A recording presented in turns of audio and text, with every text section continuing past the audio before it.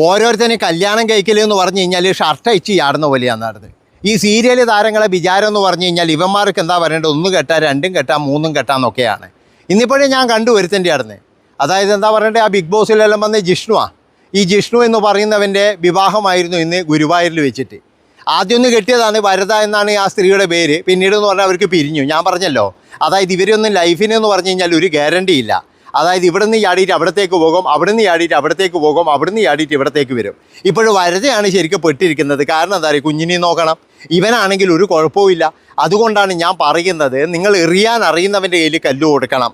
എന്താണെന്ന് വെച്ച് കഴിഞ്ഞാൽ ഇവനെ പോലെയുള്ള വേട്ടാവളിയനൊന്നും കെട്ടിയിട്ട് വെറുതെയെങ്കിലും. ഇനിയിപ്പോൾ ഈ സ്ത്രീയുടെ അവസ്ഥ എന്താണ്?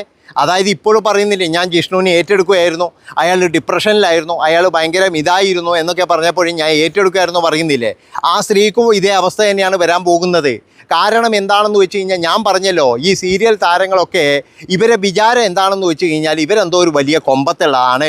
ഇവർക്കെന്ന് പറയുന്നത് ഇങ്ങനെ എന്താ പറയേണ്ടത്, സുഹൃത്ത് ബന്ധങ്ങളും അങ്ങനെയുള്ള കാര്യങ്ങളൊക്കെ മതി. അതുകൊണ്ട് തന്നെയല്ലേ ചിലപ്പോഴും വരദ ഒഴിവായി പോയിട്ടുണ്ടാവുക. എന്തൊക്കെ ആയിരുന്നു കല്യാണം കഴിച്ചപ്പോൾ വരദയും ജിഷ്ണുവും തമ്മിലുള്ള ഒന്നും പറയണ്ട. എവിടെ നോക്കിക്കഴിഞ്ഞാലും ഇവരുടെ ഇൻ്റർവ്യൂ, എവിടെ നോക്കിക്കഴിഞ്ഞാലും വരദ ജിഷ്ണു, എവിടെ നോക്കിക്കഴിഞ്ഞാലും ഇവർ തന്നെ. എന്നിട്ടെന്തായി, ഒരു കുഞ്ഞായി. ആ കുഞ്ഞായി കഴിഞ്ഞപ്പോഴും ഇവരുടെ കോപ്രായങ്ങൾ തന്നെ അവസാനം എന്തായി രണ്ടും 2 വഴിക്കായി. അത്രയേ ഉള്ളൂ. അപ്പോൾ ഞാൻ പറഞ്ഞു വരുന്നത് എന്താണെന്ന് വെച്ച് കഴിഞ്ഞാൽ ഇവരുടെയൊക്കെ കുടുംബം തകരാനുള്ള പ്രധാനപ്പെട്ട കാരണം എന്ന് പറഞ്ഞാൽ, ചിലപ്പോഴും ഞാൻ പറഞ്ഞല്ലോ, ഈ ഒന്നിച്ച് താമസിക്കുമ്പോൾ തന്നെ എന്ന് പറഞ്ഞാൽ മറ്റുള്ളവരുടെ കോള് വരും. അതുപോലെ തന്നെ മറ്റുള്ളവരുമായിട്ടുള്ള സൗഹൃദങ്ങൾ, തെറ്റിദ്ധാരണകൾ, പിന്നെ എന്ന് പറഞ്ഞാൽ ഒരുപാട് ആരാധികമാർ വരും, അല്ലെങ്കിൽ ആരാധകർ വരും.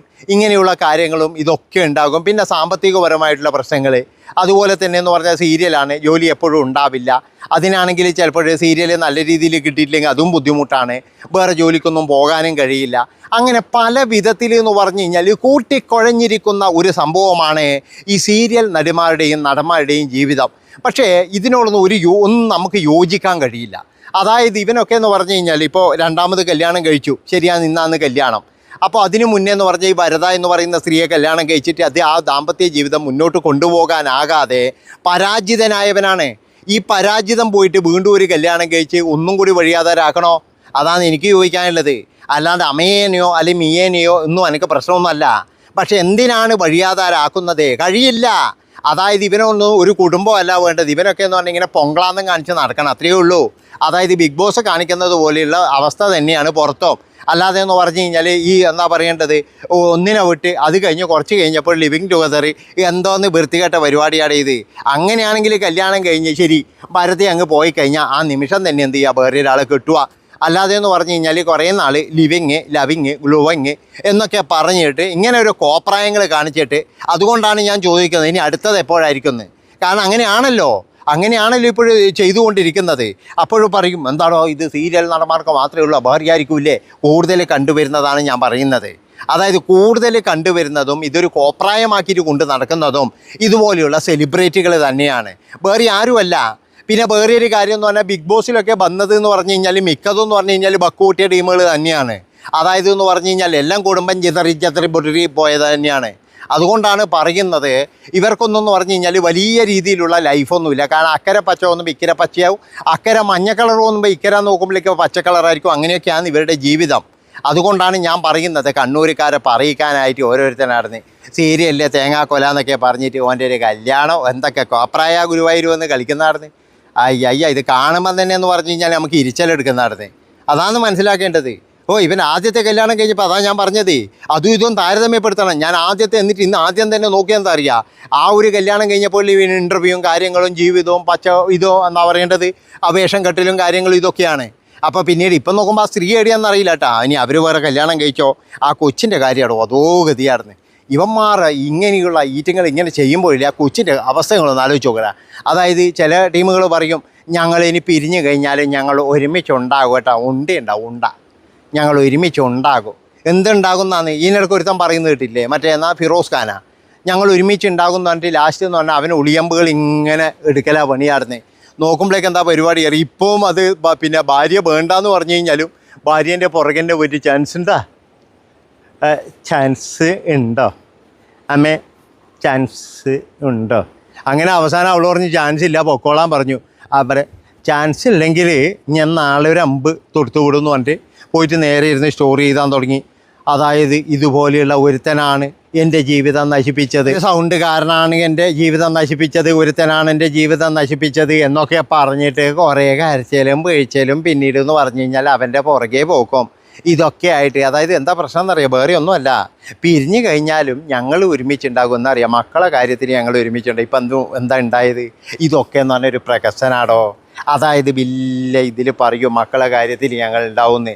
അതായത് ഇവരൊക്കെ എന്ന് പറഞ്ഞു കഴിഞ്ഞാൽ പിരിഞ്ഞു പോകുമ്പോൾ ഞാൻ പറഞ്ഞല്ലോ അച്ഛനും അമ്മക്കും വേറെ തരത്തിലേക്ക് അങ്ങ് പോവുക, അതിനൊന്നും ഒരു കുഴപ്പമില്ല. നിങ്ങൾ ആ മക്കളെ അവസ്ഥ ഒന്ന് ആലോചിച്ച് നോക്കട്ടെ. അവർ ചിലപ്പോഴും എന്ന് പറഞ്ഞാൽ പിന്നീട് അങ്ങോട്ടുള്ള ജീവിതം എന്ന് പറഞ്ഞു കഴിഞ്ഞാൽ അതുവരെ കിട്ടിയ സൗഭാഗ്യങ്ങളെല്ലാം പോയില്ലേ.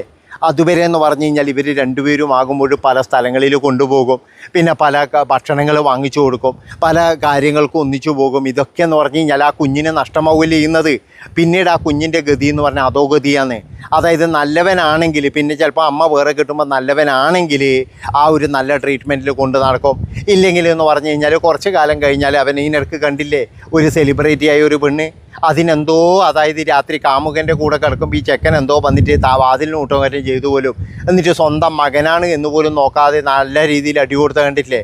കാരണം എന്താ വെച്ചാൽ ഇതിങ്ങനെ മൂത്ത് വരുമ്പോൾ ആയിരിക്കും ചിലപ്പോൾ ചെക്കൻ വാതിലിനടിക്കുന്നത്.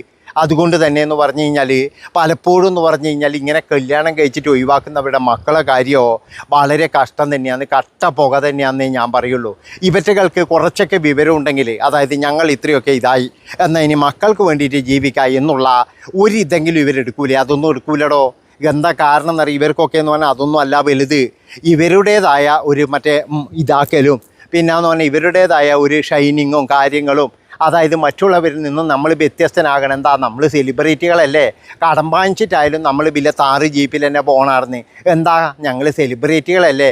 പിന്നെന്ന് പറഞ്ഞു കഴിഞ്ഞാൽ എന്തില്ലെങ്കിലും മുണ്ട് മുറുക്കി കൊടുത്തു കഴിഞ്ഞാലും ബിരിയാണിയെ കഴിക്കോളൂ. എന്താ, ഞങ്ങൾ സെലിബ്രിറ്റികളല്ലേ. പല സെലിബ്രിറ്റികളെന്ന് പറഞ്ഞു കഴിഞ്ഞാൽ ദാരിദ്ര്യത്തിലാണ് ഞാൻ അറിഞ്ഞിടത്തോളം. ഈ പളവള മിന്നുന്ന ഷർട്ട് മാത്രമേ ഉണ്ടാവുള്ളൂ ചിലപ്പോൾ. ഉള്ളിൻ്റെ ഉള്ളിലെന്ന് പറഞ്ഞാൽ ഇവനൊരു ജോലിക്കും പോകാൻ കഴിയില്ല. അതുകൊണ്ട് തന്നെ സെലിബ്രിറ്റികളോട് എനിക്ക് പറയാനുള്ളത് എന്താണെന്ന് വെച്ച് കഴിഞ്ഞാൽ ഹെൽമെറ്റ് ഇട്ടിട്ട് മറ്റേ ഓർഡർ ഉണ്ടല്ലോ, ഫുഡ് ഓർഡർ, അതിനെങ്ങും പോയിക്കോ, ഒരു കുഴപ്പമൊന്നും ഇല്ലായിരുന്നു.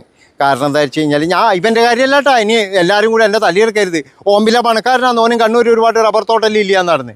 ഇനി ഓൻ്റെ കാര്യമൊന്നുമല്ല ഞാൻ പറഞ്ഞത്, ജിഷിൻ്റെ കാര്യമൊന്നുമല്ല. ജിഷിനെ എന്ന് പറഞ്ഞു കഴിഞ്ഞാൽ 4 തലമുറക്കുള്ളത് ഉണ്ണാനും ഉടുക്കാനും ഉണ്ടാക്കി വെച്ചിട്ടുണ്ടായിരുന്നു. അതായത് ഇഷ്ടംപോലെ ഉണ്ടാക്കി വെച്ചിട്ടുണ്ട്. അതുകൊണ്ട് ഓൻ്റെ കാര്യമൊന്നുമല്ല കേട്ടാ, ഞാൻ പൊതുവേ പറയുന്നതാണ്. സെലിബ്രിറ്റികൾ ഇങ്ങനെ കല്യാണം മാറി മാറി കഴിക്കുന്നതിനോട് എനിക്ക് യാതൊരു യോജിപ്പുമില്ല. ഇതൊക്കെ എന്ന് പറഞ്ഞു കഴിഞ്ഞാൽ നമ്മൾ ഒരു കല്യാണം കഴിയുമ്പോൾ തന്നെ നമ്മൾ അടുത്ത ചോദ്യം തന്നെ ഇതാണ്, ഇത് എപ്പോഴാണ് ഇനി അടുത്ത കല്യാണം? അത് അതുപോലെ ആയിപ്പോയി. നന്ദി, നമസ്കാരം കേട്ടോ. ഐ പി ഞാൻ മറക്കണ്ട കേട്ടോ, ഐപ്പ്.